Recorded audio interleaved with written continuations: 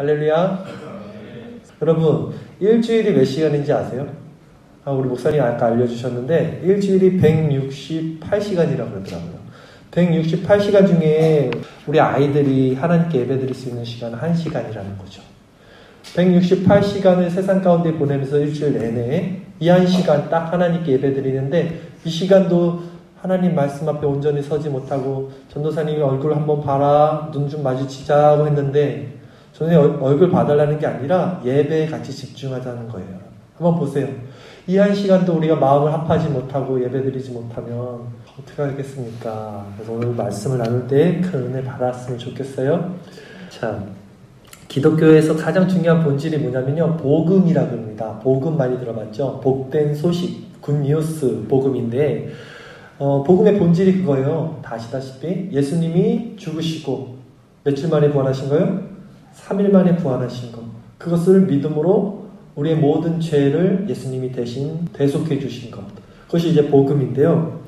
이 복음을 가진 사람들은 정말 강력한 힘이 있습니다. 힘. 우리가 힘이 있어야지 이 세상을 살아요. 그렇죠? 이 세상이 사실 돈과 떡으로만 사는 거 아니에요. 뭔가 마음에 힘이 있어야 돼요. 사람들이 왜 자살하는데? 마음이 죽어서 자살하는 거예요. 마음에 강력한 힘이 필요해요. 우리 신앙에도 힘이 필요합니다. 신앙생활이 미지근하고 힘이 없는 것, 이것만큼 비참한 것도 없는 것 같아요. 이 복음이 말이에요. 이 복음이 우리들에게 힘을 주는데 교회는 이 복음이 있어야 돼요. 복음이 없는 교회는 진짜 안고 없는 찐빵이라고 하나? 안고 없는 찐빵 같아요. 근데 오늘날 전도사님이 사역을 10년 정도 하면서 이렇게 봤더니 교회에 복음 빼고는 다 있어. 정작 복음이 있어야 되는데 복음은 없고 다른 건 다 있어요. 안고 없는 찐빵이 되었어요. 교회가. 그러니까 힘이 없어. 교회가. 힘을 내려고, 힘이 있는 것처럼 보이려고 많은 프로그램과 많은 행사와 여러 가지 격가지들을 다 덧붙여서 활기차게, 즐겁게 활동을 하는데 정작 교회의 본질인 복음, 그리스도가 죽고 살아나신 것이 나에게 어떤 힘이 되는지 작용이 없으니까 교회가 안고 없는 찐빵이 됐어요. 그래서 오늘은 다시 한번 복음이 무엇인지, 안고 가득한 교회 찐빵은 어떤 것인지 말씀을 전할 거예요. 오늘 본문 말씀, 짧은 말씀 22절, 23절 말씀 우리 한번 같이 읽어보겠습니다.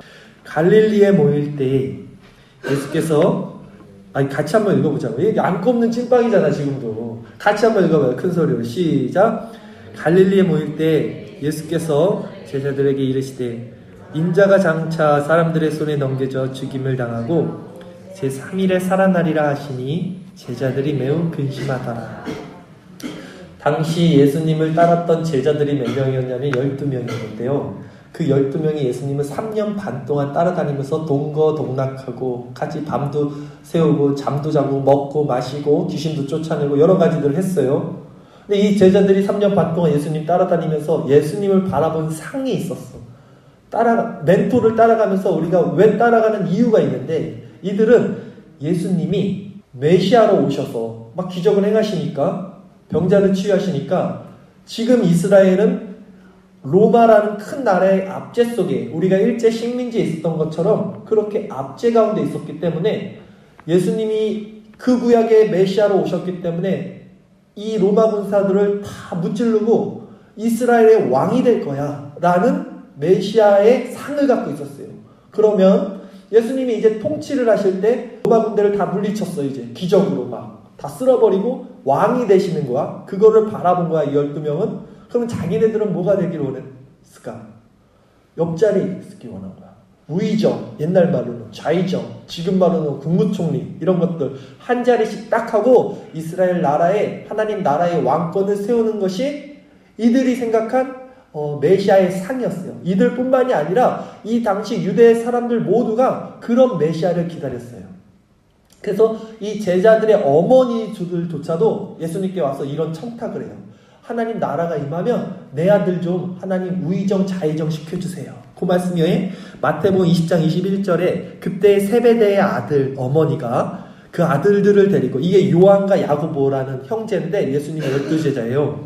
예수께 와서 절하며 무엇을 구하니? 예수께서 이르시되 무엇을 원하느냐 이르되 나의 이 두 아들을 주의 나라에서 하나는 주의 우편에 하나는 주의 좌편에 앉게 하소서, 이렇게 부탁을 하는 거예요. 우의정 좌의정 되게 해주세요.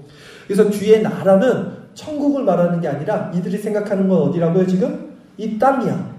그러니까 이런 정서를 갖고 있는데 제자들이 지금 예수님이 오늘 본문에 뭐라고 하셨냐면 죽음을 이야기하시는 거야. 내가 죽을 거야 라고 말하니까 그들이 매우 근심하더라. 오늘 본문이죠. 근심을 한 거예요. 예수님이 죽지 않으시고 왕이 되세야 자기들도 한 자리를 할 터인데 지금 왜 죽는다고 하냐는 거예요. 근데 오늘 예수님이 하신 말씀을 가만히 다시 한번 보면요, 예수님께서 죽음을 말씀하셨지만 부활하실 것 또한 말씀하셨어요. 우리 22절 23절을 다시 한번 읽어봅시다. 갈릴리에 모일 때 예수께서 제자들에게 이르시되 인자가 장차 사람들의 손에 넘겨져 죽임을 당하고 제3일에 살아나리라 하시니 제자들이 매우 근심하더라.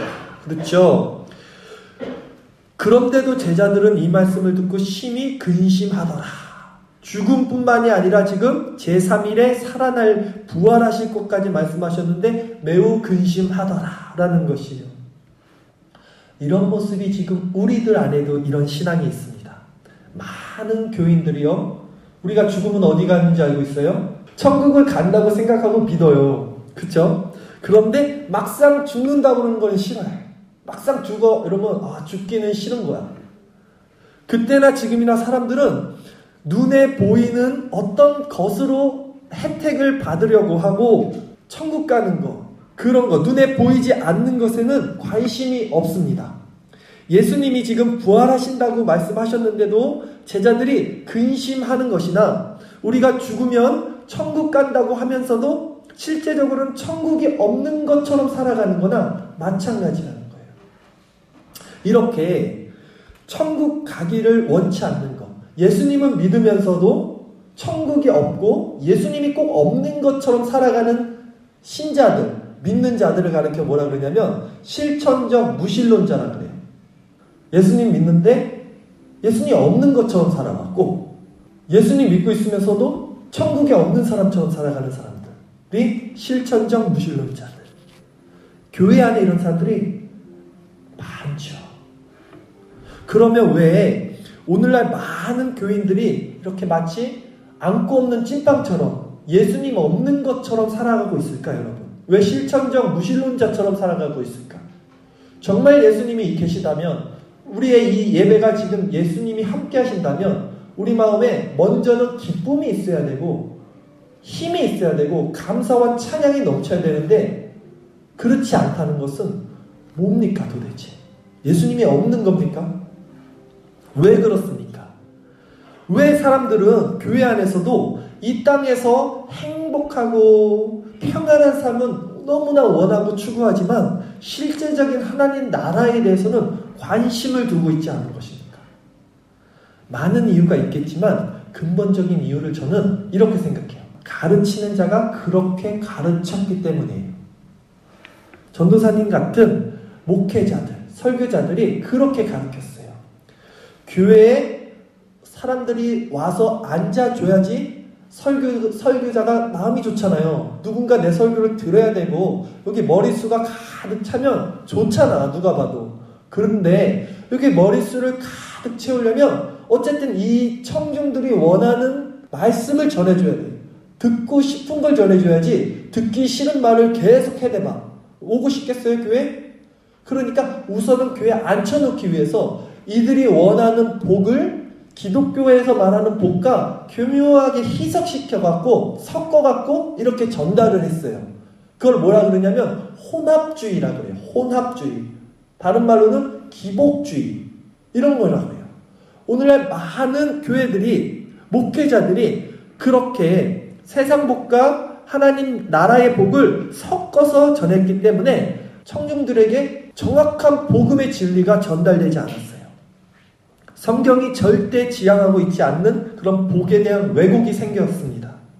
그래서 성경에 어떤 말씀이 있냐면 심판 때에는 이런 목회자들의 벌이, 죄가 더 크다 그래요. 성경에서 예수님이 질책하고 사랑의 예수님이 화를 내는 장면을 가만히 보면 성경은 양들에 대한 책망이 아니야. 우리는 양이에요. 그렇죠? 여러분들은 하나님의 양인데 예수님이 책망하시는 사람들은 항상 목자야. 그러니까 가르치는 지도자, 목회자들에 대한 책망이 성경은 가득합니다. 양에 대해서 책망하지 않아요. 야고보서 3장 1절 내 형제들아 너희는 선생된 우리가 더 큰 심판을 받을 줄 알고 선생이 많이 되지 말라라고 말씀을 해요. 잘못 가르치는 자들의 심판이 더 큽니다. 그러면 무엇이 올바른 가르침인가 했을 때 무엇이 정말 안고 가득한 찐빵인가? 기독교 복음의 진리는 무엇인가? 무엇을 가르쳐야 되는가? 양들에게, 청중들에게, 성도들에게. 성도는 이 땅에서 스스로 내가 주인이 되어서 썩어질 세상과 육신을 쫓아서 살면 안 된다는 걸 가르쳐야 돼요. 계속적으로. 그리고 목사가, 설교자가, 목회자가 먼저 그것을 삶으로 살아내서 보여줘야 돼요. 이런 거다. 사는 것은. 말은 이렇게 하는데 돌아가서 오늘은 뭐 먹고 살지? 우리 학원 보내야 되는데 우리 아파트값 올랐나? 목회자가 이러고 있으면 앞뒤가 안 맞죠? 그리고 성도는 이 땅에서 하나님 나라의 시민권자로 살아가는 거지 그렇게 천국을 바라보고 살아가는 거지 이 땅의 것에 얽매서 살아가는 게 아니다 라고 가르치는 거예요. 그리고 먼저 설교자가 목회자가 어떻게 그러면 살아가야 돼요? 하늘을 바라보면서 하나님 나라로 백성으로 살아가야죠. 이 말에 누가 아멘 좀 해보세요. 아멘. 이 말에 아멘을 하는 사람이 성도예요, 여러분. 이 말에 아멘을 할 줄 아는 사람이 성도인 거예요. 그런 사람들이 모이는 곳을 교회라고 하는 거예요. 교회, 에클레시아, 세상과 구별된 거룩한 하나님의 백성들, 교회. 우리 모두 그런 교회가 되어야 될 줄 믿습니다. 아멘. 자, 그러니까 정리를 해보면 복음은요, 성경을 통해서, 이 말씀을 통해서 자신이 철저하게 부패된 죄인임을 깨달은 자들이 십자가에 이제 옛 자아를 못 박는 거예요. 자기의 죄를.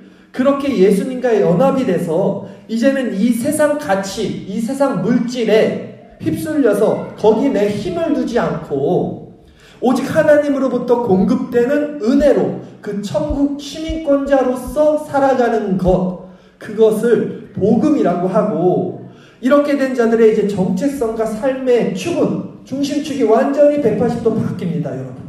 완전히 180도 바뀌어요. 이렇게 된 자들은 그런 자들의 모임이 교회인 거예요.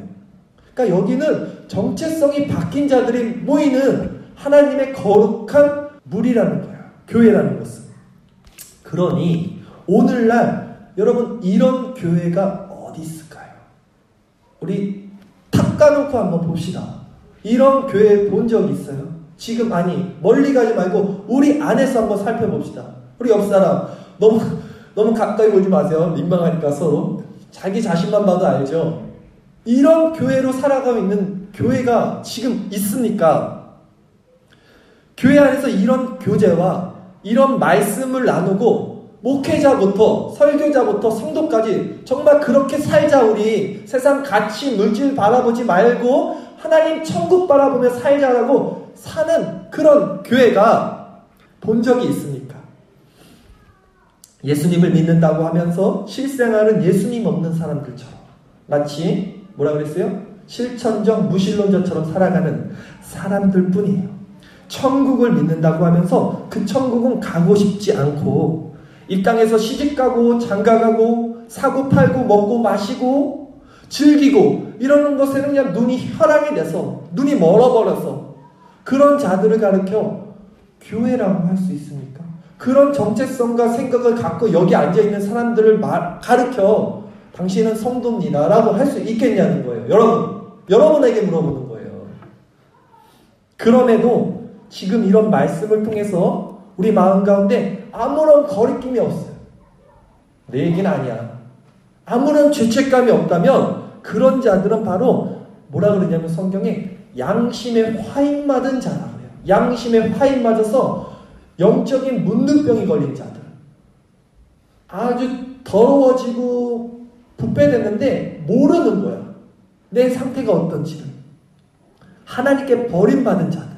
로마서 1장 24절 말씀. 그러므로 하나님께서 그들을 마음의 정욕대로 더러움에 내버려 두사하라 그래요. 이런 질책의 말씀을 통해서도 아무 감각이 없는 자들은 왜 그러는 거냐면 우리가 이걸 깨닫고 싶어서 깨닫는 게 아니라 하나님이 그 더러움에 내버려 두시는 거예요. 그 허망함에, 이 세상 가치관에 그냥 그렇게 살다 멸망하도록 하나님이 내버려 두시는 거예요. 자기 아비에게 버림받은 자만큼 불쌍한 사람이 누가 있겠습니까? 자기 부모조차 포기한 사람만큼 불쌍한 사람이 어디 있겠어요, 여러분? 그러나 이 시간 이 말씀을 통해서 여러분, 내가 정말 이렇게 살면 안 되지. 내가 하나님의 백성이라고 하는데 내가 여전히 끊어내지 못하는 나의 나쁜 습관과 죄 가운데서 이 양다리 걸치는 식으로 실천적 무신론자처럼 이렇게 살면 안 되겠다. 내가 이렇게 막 살면 안 되겠다라는 마음의 양심의 가책과 하나님이 주시는 말씀의 계시가 이 마음에 꽂힌다면 그것은 하나님이 여러분에게 주시는 기회라는 겁니다.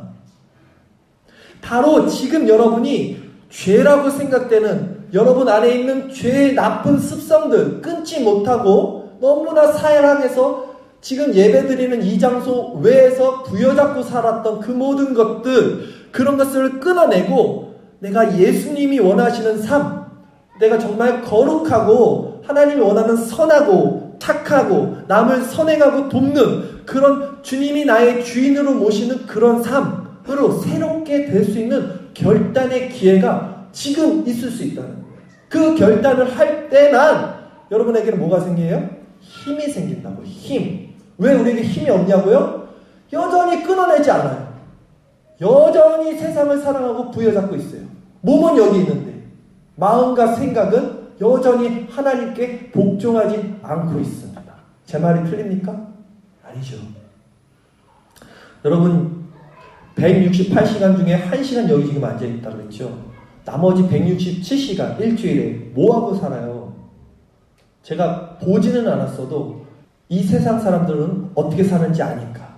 손 안에 드는 핸드폰 하죠. 그걸로 뭘 검색하고 어떤 문화를 접하고 어떤 사상을 마음속에 품고 거기서 뭘 찾아서 보고 다니니까. 그것이 정말 하나님 보시기에 합당하고 선한 것을 보고 계세요? 하나님의 말씀을 보고 설교를 듣고 그 유튜브로 그 핸드폰으로 스마트폰으로 그걸 합니까? 아니면 도대체 뭘 영향을 받고 167시간을 살다가 여기 1시간 앉아 있습니까? 여러분 스스로에게 물어보시면 누구보다도 자명하게 아시잖아요. 저는요 정말 그런 것들을 끊어내고 나는 정말 하나님의 자녀로서 세상 사람들과는 구별된 그런 삶을 살겠다라는 그런 학생들과 함께 예배드리고 싶어요. 그리고 하나님 말씀하시죠. 내가 거룩하니 너희도 거룩하라 라는 말씀처럼 그것을 나시린이라 그래요. 구별된 사람들. 나시린의 마음으로 세상 문화와 그런 것들 이렇게 끊어내고 내가 너무 보고 싶은 영화가 있는데 이거는 기독교적으로 하나님 보시기에 합당하지 않은 거야. 악한 거야. 한번 끊어내는 거야. 내가 좋아하는 가수가 있고 가요가 있는데 이것은 양심이 말해주잖아요. 하나님이 원하시는 것 같지 않아. 하면 내가 하고 싶어도 끊어내는 거예요. 그런 결단, 세상과 구별되어진 자들과 함께 신앙생활하고 싶어요. 실천적 무신론자가 아니라 정말 실천적 유신론자. 정말 믿음이 살아있어서 그 믿음이 나를 끌고 가고 내가 이렇게 말하고 생활하는 것 자체가 믿음과 동일시되는 사람들. 그런데 제가 10년을 사역하면서 그런 학생들을 한 번도 본 적이 없어요. 여러분. 하나님의 말씀은 동일하게 전파가 됐는데 그들 마음에 양심의 화인이 맞아버려갖고 무감각해지는 것을 보고 있습니다. 제가 지금 여러분들에게 말하지만 저는 지금 제 자식에게도 말하는 거예요. 우리 아이도 그래요. 믿음은 있다 그래요. 태어났을 때부터 믿었으니까 엄마 아빠가. 그런데 그가 살아가는 모습이나 그의 태도나 삶의 가치관을 보면 실천적 무신론자야. 진짜 하나님이 있는 건 아니야. 그 마음에. 천국을 믿는다고는 말을 하나 그 천국이 진짜 실체가 돼서 나 빨리 천국 가고 싶어 라는 믿음은 없는 거예요. 어쩌다가 우리 기독교가 이 모양이 되었을까요, 여러분? 아까도 말씀을 드렸지만 전하는 자들에게 가장 큰 책임이 있었습니다. 지금이라도 우리는 바로 전하고 바로 살아가는 이 노력이 필요해요. 저부터, 여러분부터. 어둠이 깊을수록 빛이 빛난다고 칼빈이 그랬습니다. 하나님은 분명히 이 어두운 세상, 이 어두운 세대 가운데 다시금 놀라운 그분의 역사를 이루실 것을 우리는 믿기에 저는 우리 학생부가 그런 학생부가 됐으면 좋겠어요. 사람이 볼 때는 가망이 없고 끝난 것 같지만 하나님의 눈으로 보면 다르거든요. 결론적으로 말씀을 드릴게요. 어저께 제가 우리 가족을 데리고 토요일날 저녁이면 제가 일주일에 딱 한 번 저에게 시간이 나는 것이 토요일날 저녁이에요. 야간의 주 중에는 학교를 다닙니다. 그래서 그 시간 이제 토요일날 저녁에 가족들과 같이 이제 일주일 동안 먹을 그런 것을 사러 이제 홈플러스 같은 데 주로 가요. 저녁에 가는데 어제도 갔어요. 근데 전 너무 피곤해갖고 누워있어요. 이렇게 기대고 누워있으면 애들 거기 레고 만드는 데 있더라고요. 레고 만들고 있어요. 한 20분, 30분. 저는 이렇게 누워있고 우리 아내는 카트로 한 바퀴 돌고 이제 집에 오는 건데 아이들이 막 집을 뭐 만드냐? 그러니까 집을 만든대, 집을 막 열심히 만드는 거야. 20분, 30분 동안. 엄청 막 멋있게 만들었더라고. 주은이랑 주아랑 양쪽에서. 근데 이제 엄마가 와요. 야, 가자. 나 이제 빨리 가고 싶은 거야. 야, 가자. 일어나. 그럼 그렇게 잘 만들었던 집을 그냥 다 버려버리고 부숴버리고 가는 거예요. 여러분이 지금 살아가고 있는 이 세상도 그래요. 지금 여러분이 부여잡고 내가 어떤 사람이 되고 어떤 집을 짓고 내가 어떤 인생을 살아야겠다라고 결심한 것도 마찬가지. 하나님이 우리를 부르시면요 지금이라도 버리고 가야 돼요. 아무것도 내 건 없어요. 지금 오늘 누가 장담하겠어요? 우리의 인생은. 내일 우리가 어떻게 될지 누가 장담하겠냐고요. 하나님이 부르실 때 우리 아이가 그 장난감 그렇게 애써서 만든 거 다 버리고 가야 되듯이 우리도 그렇게 가야 되는 거예요. 오늘 말씀을 통해서 여러분 안에 있는 죄의 습관들, 지금도 있는 그 죄의 습관들을 그냥 한 귀로 흘러보내고 정말 묻어진 양심에 있는 것이 아니라 정말 이 습관들을 힘들지만 끊는 결단을 해야 돼요. 이 결단을 하지 못한다면 지금 이것이 여러분들에게 마지막 기회가 아니라고 누가 말할 수 있겠냐는 겁니까? 아직 죄 가운데 끊지 못한 습관들, 하나님이 원치 않는 그런 모습들, 이 시간에 여러분 용기를 내셔서 하나님 앞에 한번 기도합시다. 여러분 안에 있는 하나님을 거역하는 죄를 이 시간 회개하십시오. 그렇지 않으면 결코 여러분들에게는 신앙의 힘이 없습니다. 예수님의 십자가에 동참한다는 것은요 결코 우리 편에서 편한 일이 아니죠. 그러나 그 길만이 가장 안전하고 우리를 위대한 진리로 이끌어주는 길입니다. 이 시간 죄를 회개하고 마음의 주님을 주인으로 모신다면 여러분 마음에 진정한 평안을 얻게 됩니다. 힘을 얻게 됩니다. 그것이 복음이에요. 이 복음을 통해서 새롭게 돼서 정말 우리 세대는 힘있게 살아가는 하나님의 교회를 우리가 만들었으면 좋겠어요. 저와 여러분부터 이 시간 한번 기도로 우리 시작합시다. 여러분 167시간 뭐 하다가 이 자리에 왔습니까? 일주일 내내 또 이 1시간 딱 예배 드리는데 지금도 여러분 무슨 생각을 하고 계십니까?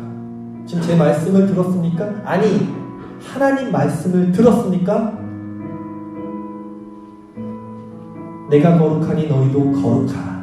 이것이 우리 하나님이 우리에게 말씀하신 거예요. 그런데 이 말씀을 그냥 흘려들었습니까?